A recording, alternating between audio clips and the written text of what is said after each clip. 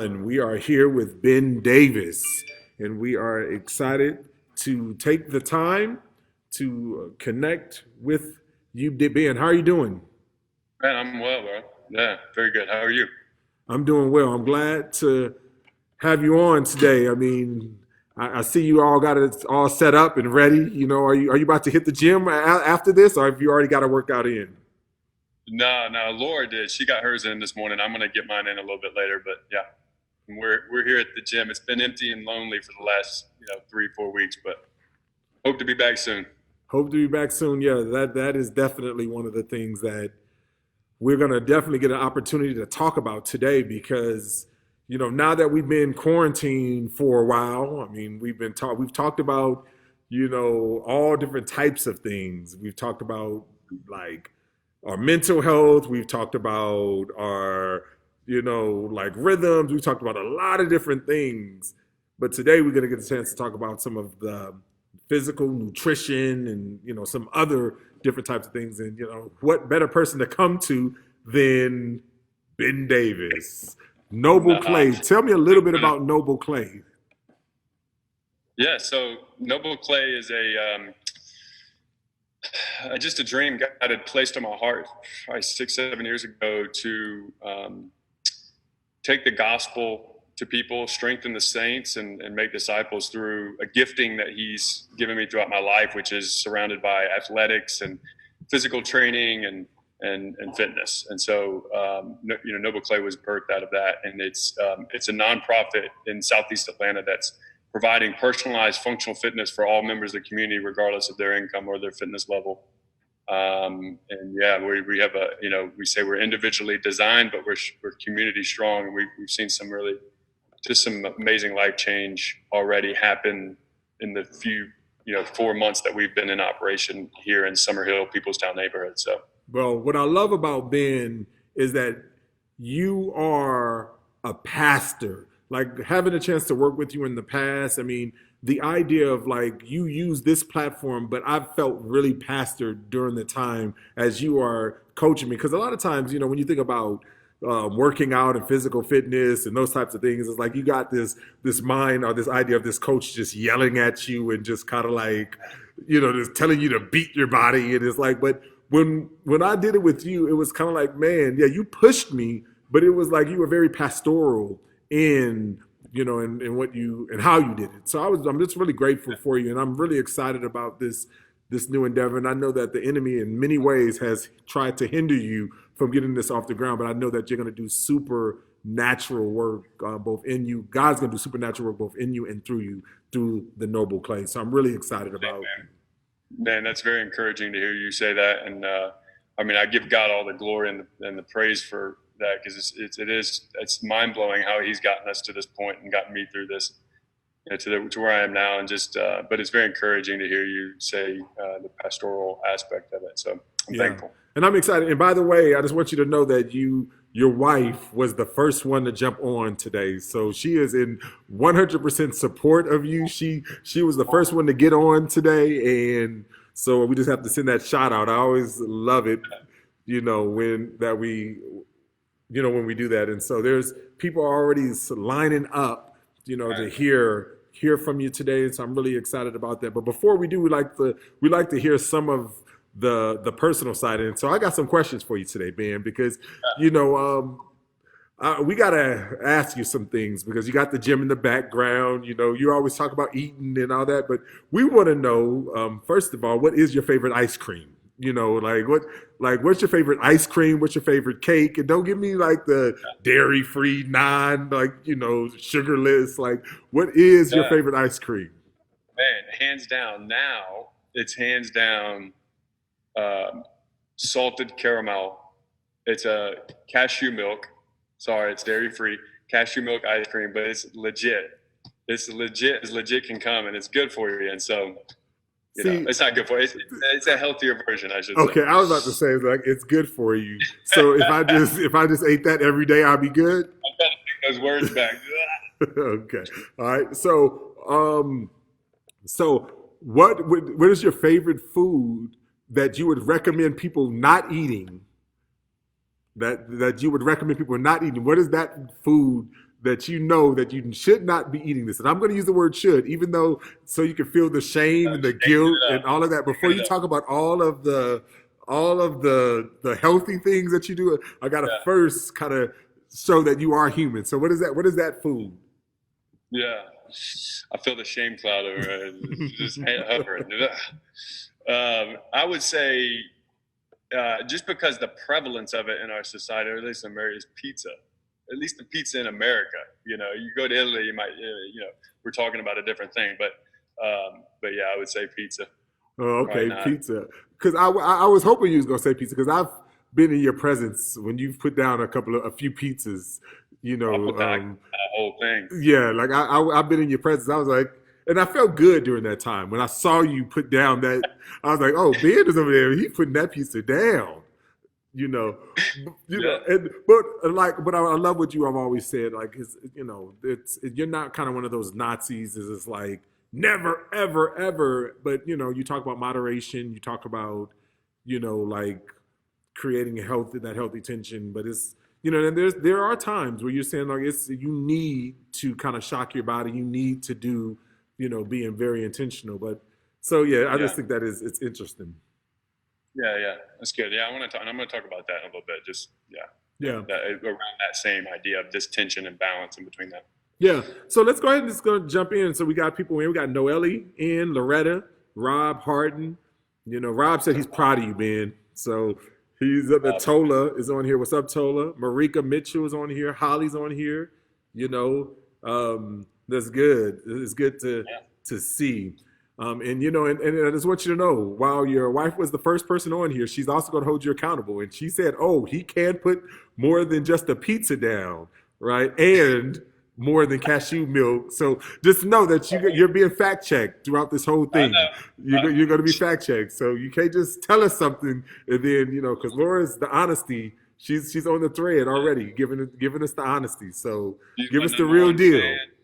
Yeah, she's my number one fan. She's actually, I tell people that she's the reason why Noble Clay is in existence. See, I was gonna go do like this church thing and do a bunch of like workshops inside of churches and all this stuff, and she was the one that reined it in and told me the truth of things and got Noble Clay kind of going. Well, let's But talk about that a little bit. Let's talk about this your passion, your vision, like scripturally, like where does this passion, this burden, this desire for Noble Clay and kind of what you do? So kind of frame it like yeah, what you're not, because many people are gonna kind yeah, of put you in a box. What you're not, and then who you are, and kind of the how that came to be. yeah. So I'm not a registered dietitian. I am not a doctorate. I'm not those things in terms of nutritional or fitness in terms of the medical perspective. I am a fitness coach. I have several different certifications within the fitness industry. I have a nutrition certification. It's very different than a registered dietitian. We do, thankfully, have doctors on our board. We have registered dietitians on our team. We have access to these professionals. But what I am is a fitness coach. And what my life purpose, my whole purpose for living is to do three things. It's to share the gospel, to strengthen the saints, and to make disciples. And so everything that I do is centered around that. And obviously that didn't really formulate until 10, 11 years ago now when I gave my life to Christ. Right. And he opened up my eyes to the truth of what life is and life everlasting in him. And so that all was formulated then and is what And let me just say, fueled Ben, real quick. You said share the gospel, strengthen the saints, and what was the third one you said? make And disciples. make disciples. Okay, good. Yeah. Okay. So that would be a different sharing the gospel, make disciples, Yeah. similar thing, different. Um, and so, yeah, so there's, for our time today, I wanted to really kind of prepare the framework and kind of a clear understanding of training, right, and caring for ourselves. And it comes out of First Timothy 4:7-9. He says, do away with silly myths and genealogies, but train yourself for godliness. For he says, while bodily discipline is of some value, training in godliness is of greater value because it holds value for this life and for the life to come. And then he says, this is a trustworthy statement worthy of full acceptance. Well, I love when Paul uses that. He uses it a couple times. But what he's saying in there is that one is that godliness is the right attitude toward God and all of his creation, environment, our body, everything that he's created. And the first insight there, I wanted to kind of draw out some insights over the years, playing soccer, playing at the Olympic development level, going through high level wrestling, becoming a fitness trainer, and working with thousands of like really elite athletes from all different levels. And some insights that I've drawn out of their training that parallel with First Timothy, and is what's most important is that we're training in godliness. And one insight is when you see an athlete training or anybody that takes on kind of an athletic endeavor, you see consistency. Mm-hmm. Consistency is without a doubt. It's in their daily. They're watching everything. They're very consistent. It's not like they're exercising some, a couple of days and then taking a couple of weeks off and then deciding to get back into it and doing a couple more.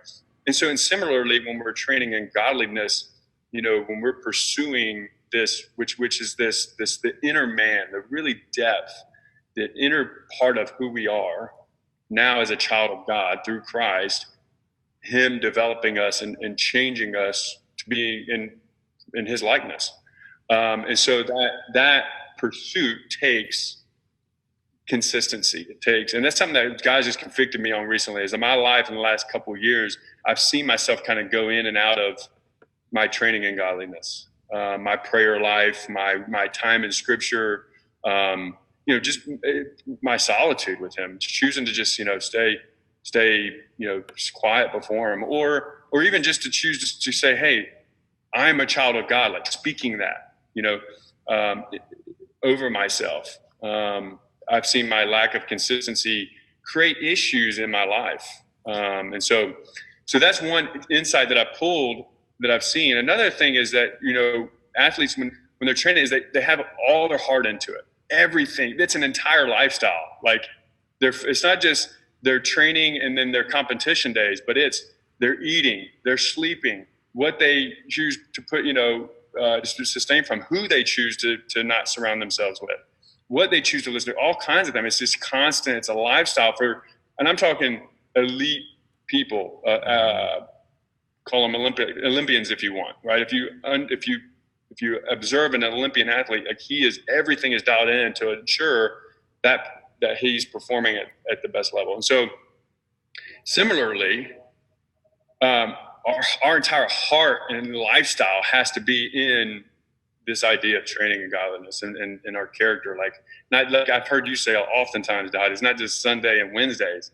but like, what are we doing the rest of the time? And I was really convicted on that this morning of like the stuff that I'm at night, and Laura's on here. I know she'll confirm this, is that at night I'll sit up and I'll just watch stuff on YouTube. I'm big into animals and Animal Kingdom. I'm watching a lot of that stuff, but there's other stuff like nonsense with the coronavirus and all these political stuff that I'm just kind of letting just kind of come in, and it's irrelevant. It's irreverent, and it's silly.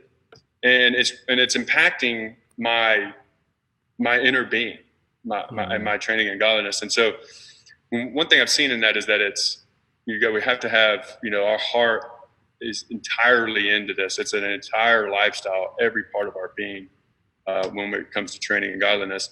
And the similar thing is with physical training. And then the last thing I've seen is to take God's promises seriously. And that is, in that verse, he promises this life and the life to come. Being mindful and careful of what we're doing now, in the present, but also like continuing to focus on the future. He tells us, in Hebrews, focus on Christ, the founder and perfecter of our faith. The way our minds work, we can only focus on one thing at a time. And like being immersed in that, but also, being mindful of what we're doing right now. And you see athletes doing that. Like they're not just, they're focused on, what the moment and the training and things, but there's also forethought on what is competition going to be? When is it? How am I going to get there? What do I need to do to get there? It's planned out. It's very intentional, right? And so that there's I just wanted to kind of say this to say that as we're pursuing taking care of our bodies, it is of some value, but they're all going to die. We're going to die. Mm-hmm. We were all born. We're all going to die. However, there is this actual thing that I've noticed over the last really about 5 years, is that as I've pursued caring for my body and just training it, there have been moments within the training, in the present moment, where I have just wept in worship of God because of the discomfort that I was in the moment, and realizing what he has done for me on the cross and the discomfort he put his son through for me on the cross. And that love just overwhelming, just it turned into just a worshipful moment. And if I could put anything on physical training or any kind of encouragement for us as the body of Christ to train regularly, again, consistently, it is out of the notion that while we're partaking in it, we are worshiping our Creator, and delighting in Him and praising Him. And it's part of His creation. I mean, our bodies, and Paul even says, it's not our own; it's been bought with a price.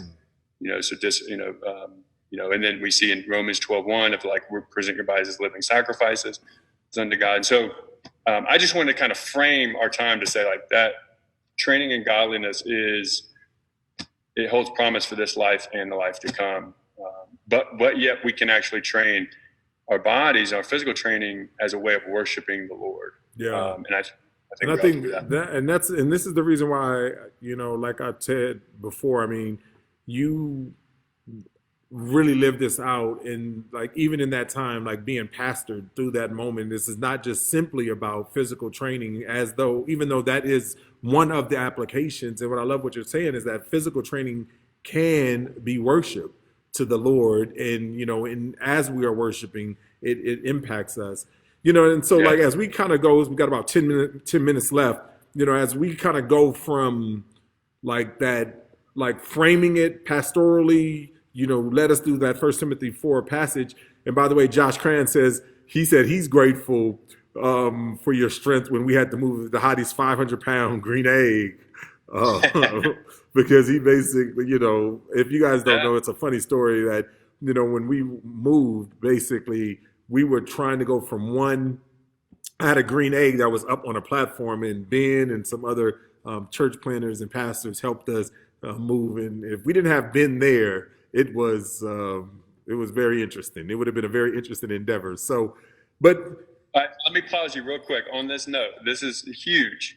This is why this is the value of fitness in this life, is that it can allow us, gaining fitness can allow us to enjoy the things we care about most or value in this life. So like if I value serving you, or brother, like and need help, or we need help moving, or something has to be lifted, well, that fitness allowed me to partake in that. Or if I need to go play with my kids and take them on trips and climb up mountains, I mean, I can do all that and see all of God's creation because I have the fitness to go about and do that. Yeah. Right? Yeah, no, I think that's spot on. And I think that is it out of that passion, out of that joy, that like you said, it can be worshipful. It is a worshipful experience in which what we have. And Jessica Oglesby said that she heard someone say exercise is a gift to the body, and that motivated her. And so she went out and bought rollerblades and doing all that. So let's take some of this time to get into some very practical things. Like as we think about fitness, as you're about to go hit the gym after this, Laura's already got her work in. What are things that people need to consider? Especially in this COVID-19, when we're sitting up, we're in the same house, same area. We don't have access. We can't come to a gym like Noble Clay. We can't go places. Like, what are some of the things that we need to be considering in the midst of this COVID-19 pandemic? Yeah. So I want to give you three things. And the first two are the most important. So I need to jump into those first. The last one has to do with fitness. It's really about 8% of that creates change in our physiology. But the first two is about 92% roughly. These are rough numbers. Involved in change in our physiology. Okay. And the first one I want to talk about is called daily rhythms. God has made this earth in a rhythmic way, seasonal. Moon goes up, sun goes down, sun comes up, so on and so forth. We call it circadian rhythm. If we can kind of get ourselves back to the basics of human life, before all this modern technology and stuff, it will bode well for our health. One of those things is sleep consistency. So when the moon goes down, we're designed to actually go down with the moon. And then when the sun comes up to wake up. So the sooner we can get to actual sleep when that happens, so right now it's around what, 8:39, and then consistently do that, our bodies, science has shown us to be, it's going to create more health in the system. So are you saying, And Ben, are you saying that try to go to bed as close to when the sun goes down as possible? correct. Okay. Yeah, I I mean, I just know, want to obviously, I just want to be clear. What do you do yeah, on daylight savings? Like when there's not like when it gets dark like at 6? Like yes. when in October, November, it gets dark at 6. Like if I went to bed at 6 or 7 in the morning, I mean I'm waking up at like 2 or 3 in the morning, and then I'm like, what am I gonna be doing in Yeah, that and time? people, and you know what? People, there are journals showing people that did that. They actually did that. You know, think about 250 years ago. There wasn't the light bulb. They had the candle. They were in bed. They were up. But the journals actually showed that they woke up. They would make love with their wife, their spouse. They would have, they would write, they would read, and then they go back to bed for another period of Ben, time. this is a family friendly program. I know. Well, I'm messing with you. I'm yeah, messing with you. I'm trying to encourage more lovemaking. I guess. No, it's good. It's in the So, context of marriage. Great job, and the Ben. marriage, Yes. and but this is true. I mean, this is what now. Obviously, what's reasonable now? Well, it's probably not reasonable to do that, but the point is if you can consistently, so even if daylight saving times, consistently go to bed around 9, and I don't do this well, but I have done this before, and I've seen the difference in the way I felt and performed throughout the day. And there's something very critical within daily rhythms that is important to help with that, and that is to get out in the sun during the day. So we're meant to be in the sun, especially if you have a darker shaded melanin in your skin. You need more sun than like a lighter shade melanin, like me.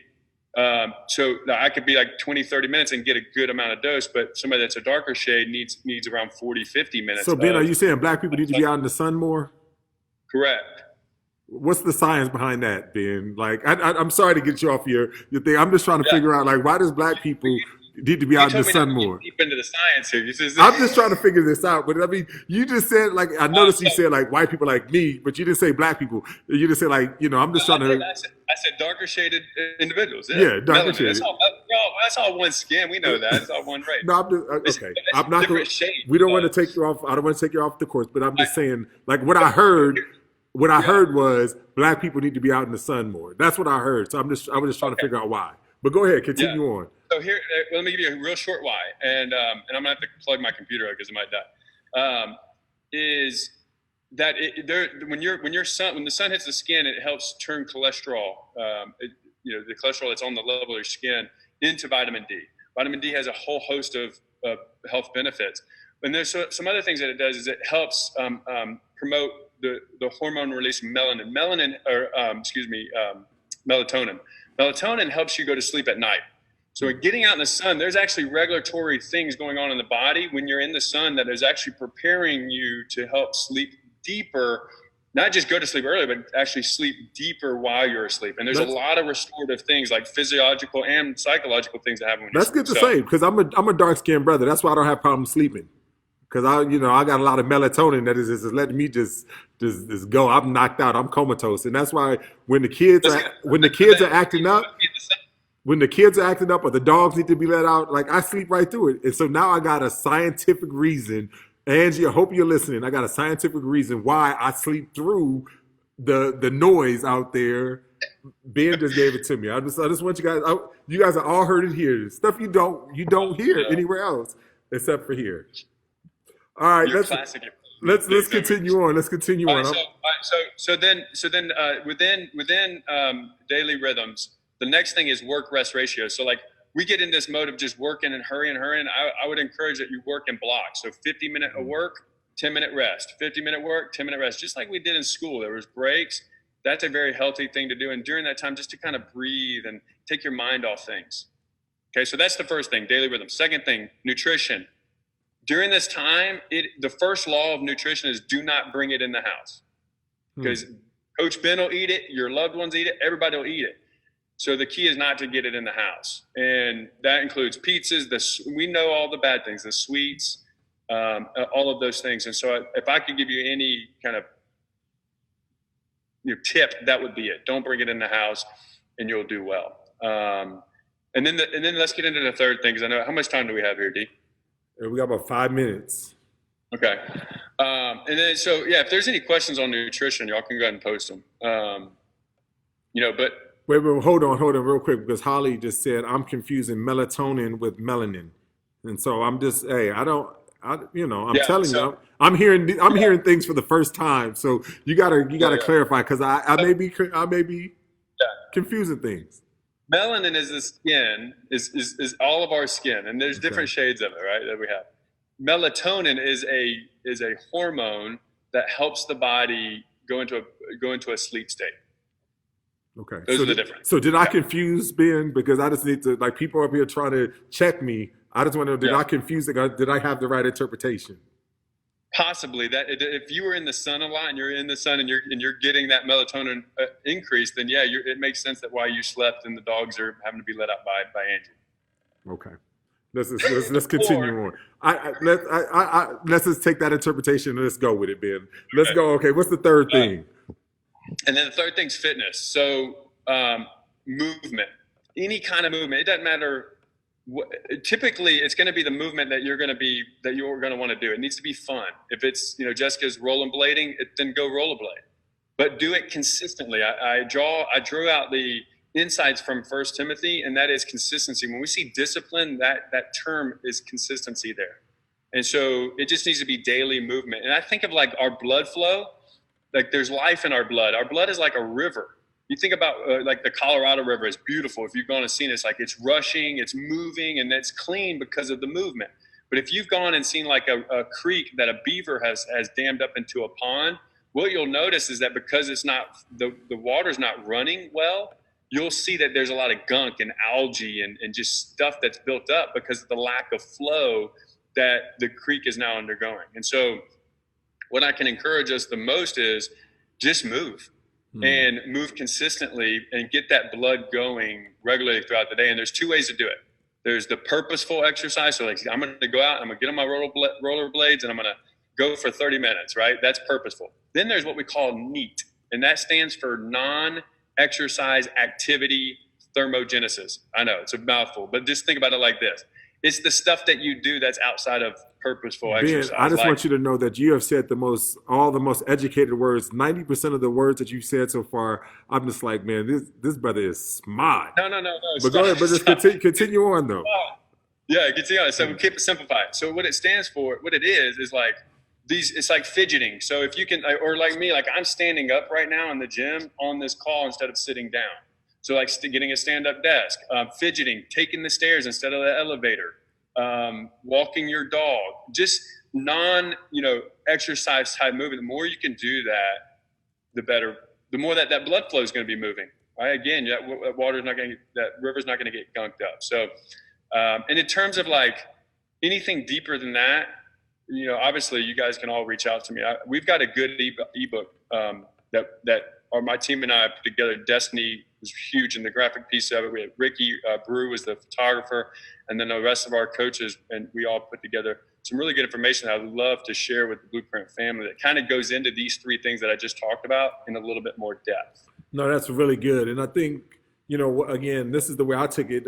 Daily rhythms, daily nutrition, and daily movement, right? And this is kind of like that idea of consistency. And that kind of takes the idea of this consistency throughout, is that if we're thinking through this, daily, like what are our daily rhythms? What are our daily nutrition? What are our daily movement? Go to sleep when the sun down, as close to when the sun goes down.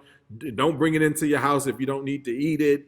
And just like, how do you create those rhythms, both purposeful and neat movements, as we're going in and impacting. On Friday, we're going to be sending out the ebook actually to everyone in the email. We send out, Holly sends a weekly email out. And so we are going to send that email out. But if they wanted to get it before that, where can they go to find this ebook now? They can just email me at ben@nobleclayfitness.com. Okay. And I can send them to it. All right. And so let's go to, because everybody's mad at me because they said I've been interrupting your flow. So everybody's mad at me on the chat. So I want to make some time so that they can ask questions. And I'm just going to get out the way, Ben, because they're mad at me. And I'm going to let you talk and I'm going to get out the way. So if you have a question, please put it on the chat, and then we'll let Ben answer it, and I'll be quiet. People, since you guys want me to be quiet, I'll do it. All right. I've got to plug up my All computer real right. quick. So while you're plugging up the computer, I just want to see if there's any questions besides people just trashing me on the internet. And my wife is kind of leading the charge. So I'm just trying to figure how this out. I feel like vulnerable right now and a little hurt. I feel a little hurt, Ben. So while they're asking, putting on the chat, we'll go for about 5 more minutes. We'll go for 5 more minutes. So that'll, if that everyone is good. So just let us know if there's anything that you want, any questions that you have. So what would you say is a good pace? Like right now, I work out 3 times a week. I do 30 minutes 3 times a week. There are times where I will get on the bike. Occasionally we'll go on walks. Walk around the neighborhood. Those types of things. What are Neat. yeah? So there's some of the neat, as you would say. So is 3 times a week, 3 days a week? Is that sufficient for 30 minutes a day? I mean, what is your recommended in the midst of this COVID-19 pandemic? Yeah, I mean, I would say it's low on, definitely on the lower end. And obviously this depends too on a lot of things, like a lot of like your biological age, chronological age, your ailments, your limitations. So there's a lot there, but typically that's about an hour and a half. Call it right, Yeah. 3 times 30 minutes, so an hour and a half is definitely on the lower end. You want to see about 2 to 4 hours of purposeful exercise. If you can shoot for that kind of range is really what we found to be most effective. Okay, Just so for 2 to 4 hours per week. Basically, two to four. you calling me lazy, Ben. Thank you. I appreciate it. I'll step my game up and I'll get into that 2 to 4 hours range. All right, Yeah. there's one question. Angie said, Ben, if people want to join you with training right now in COVID, how do they do so, and what can they expect since they cannot come to the gym? Yeah, it's good. So we've had to pivot our entire thing to remote coaching, and thankfully we have the means to do that with our technology. So there's two different options. One, we just created an 8-week at-home program that we're selling for $28. We're working on the landing page right now that it's going to be up, but we can still access it now if you just email me. But it's $28 that we're charging for, and it's for 8 weeks of programming, and it's intended for beginner level trainees. That's people that have not trained purposely for about for 1 month to a year, somewhere in that range. We are going to be developing one for people that have trained for longer than a year, so that will be in play this week, and that's an 8-week program as well. And then the second thing is to actually go a little bit deeper with us in our coaching, with our remote coaching. It's marketed at $197 a month for that. And we do, obviously we're a nonprofit. We do have some room for scholarship if you need, but primarily it's $197 a month, and that'll give you coaching in the fitness that you need, the nutrition, and the lifestyle And coaching. and Laura said that they can sign up for a free consultation with you Right. to assess kind of where you are and some of the goals. So in that 8-week program, that's $28. Can they? Is that working? Is that hitting your 2 to 4 hours per week? Does that Yes. hit? That does hit. So That you does. can be more than what the hottie, since I'm lazy. I'm not doing. One question is, if I were to invest in one piece of fitness equipment during this pandemic, what would it be? Who asked that? It depends on their level of fitness. Well, that was your wife who asked that, but I think she's asking more generally for someone. Period. Like, let's just imagine they don't have a lot. Yeah. Yeah. I would say something like a dumbbell or a kettlebell. Something that you can, because a dumbbell you can do what we teach everything within 6 primal movement patterns. They're push, pull, core, hinge, double leg, and single leg. And with that kind of equipment, you can do all of those patterns with a dumbbell. Now, let me just say this: that it is one thing I love about the positives of this pandemic from a fitness perspective is it's forcing people to go back and develop with their body weight. when we talk about fitness, scientific principles and strength and conditioning, there's relative strength and absolute strength. You want to develop relative strength really, really well before ever doing absolute strength stuff. So think about like that as like a dumbbell is absolute strength stuff. It's external objects. Okay. Relative strength is moving your body weight really well. And so I would just say that your body is all you need in this time, and you can do a lot with it. So basically, you would recommend to do kind of the body weight first and then kind of move into the external. So yeah, I would say like if you're a female and you can't do 10 push-ups, or you're a male and you can't do 20 push-ups, I would say like, let's do that first. So you say, okay, say that again. Like, how many push-ups is the baseline? So 10 push-ups for females, 20 push-ups for males. If you're not able to do that yet, let's get that developed before you start touching external objects. Okay. No, I think this is really helpful, Ben. Yeah. This is really helpful. Okay, and Andy said, Ben, is bike riding a good workout, or is that neat? Some hills, but like on the Beltline, etc. Both and. It's a both and. It can be, so like you can formulate it into a purposeful exercise piece. Like I'm going to go for 30 minutes and I'm going to go like 2 minutes really, really hard. And I'm going to go, 2 minutes off, nice and easy pedal. And I can repeat that for 40 minutes, for example. That could be a purposeful piece. Or, it could be like, I'm going to go with my kids and just kind of frolic along the belt line. Yeah. And that could be more of like it's just nice and easy blood flow. Both are very valuable. Well, I love the way, because I frolic. I love the word that you use. I frolic along the belt line, Ben. So that's what I do. I don't. I'm not doing okay.